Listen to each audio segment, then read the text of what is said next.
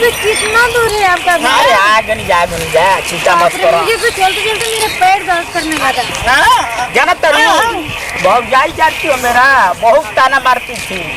बाबूजी कहते हमारे बाबूजी बूढ़ पुरानिया बाड़े आ भैया जोन बाड़न हमारे बहुत हमारे का माने लन भौजाई एकदम न माने ली। पागल लोग नहीं नहीं वो एकदम का हम कोई बहुत तरीके की शादी एकदम नहीं हो पाए बताइए। ये गाड़ी मैंने तो ये गाड़ी वाला ना अभी कितना देर है? अरे चिंता मत करो आग गुलबाड़ू एकदम आग गुलबाड़ू। आप तो चुप ही रहिए ठीक है ना? अरे चुप हो यार तुम कितना हाला करते हो हम हाला कर रहे हैं और आप क्या कर रहे हैं? अरे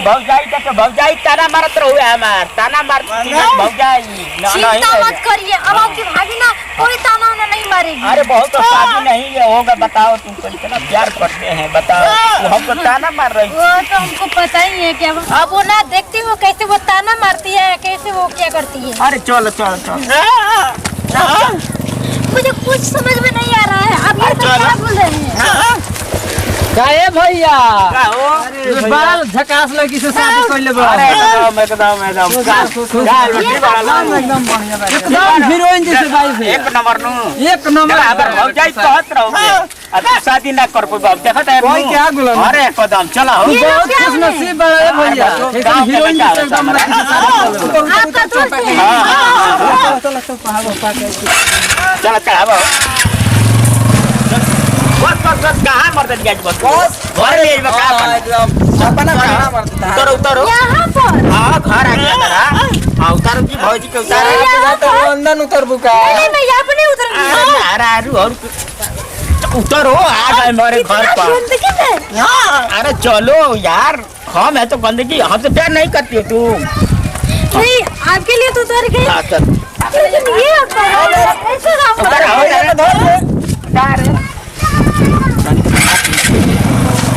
चलो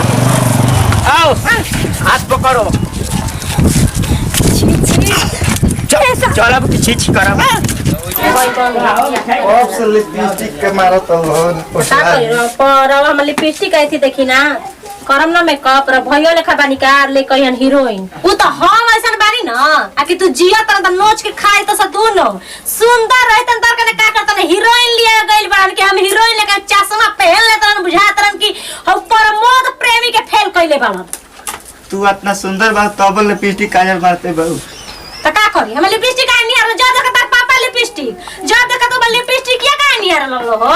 लिपस्टिक लगाई ना हम बानो लेखा रही मेकअप ना करी ये हम लोग घर है।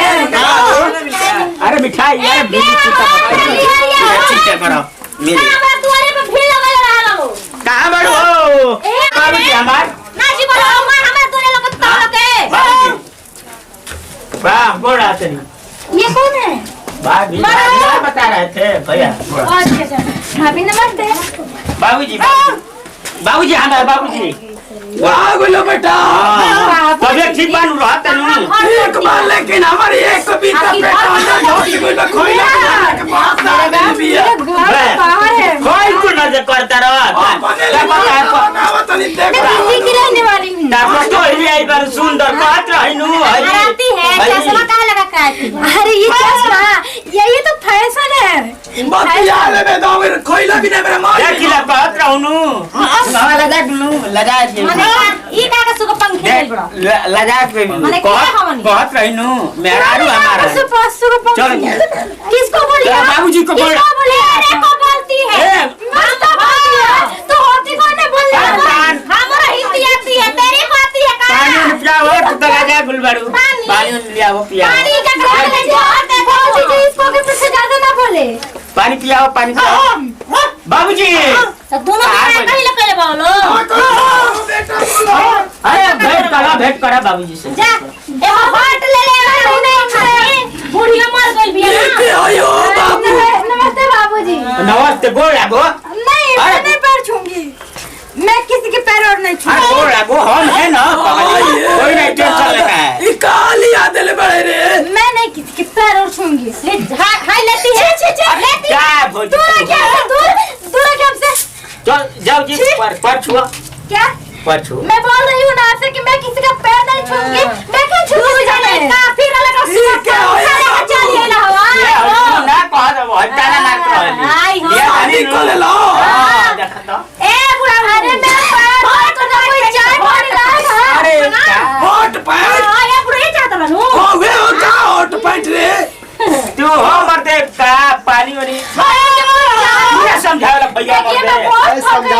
पागल हो गइल बानी जा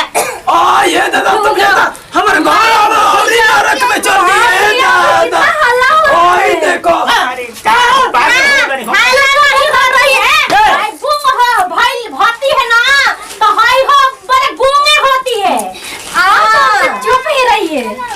चल जा रुक खड़ा पानी मुझे कहिए कि चाय पानी लेने के लिए चाय पानी तारा बाबू का कागज का चाय बाबू का नाम मत लीजिए हमारा सुना एकदम बाबूजी मेरा नाम करिए हमसे हम खराब लगती है हमसे खराब लगती है ना अरे जागा नहीं ले समय लगा कहीं तो मुझे तक इनका से नहीं देखिए मुझे टच में दूर ही रहिए ठीक है ना नो टच के बाद नो टच में हमसे ए बाबू ये काहे खाते लिया आई भाई हमनी के थाकल बनने बड़ी दूर से ए बड़ा की पतोहिया ते बड़ा का घर में बोलिए अम्मा आओ जी बड़ा का घर में खोला हो मेरा कमरा किधर है ये में कहां हो यही में हो काहे बनवाइले बड़ा काहे तू तो तेरे सामने से हट जा हमरा कोई 10 वक्त चलो सामने मेरा ये हो गया मेरा कमरा किधर है घर में रहे दे काहे में रहब काहे रहब हो में काहे रहब माने जी से पहले बड़ी तो हो में रही है ना हम साड़ी पहन के हो में रहब हम हॉट पैंट पहनो अरे हम जैसे में लगा के चलम रोक देबा ये तो का हो रहा है टेंशन मत लो चलो चलो चलो अगर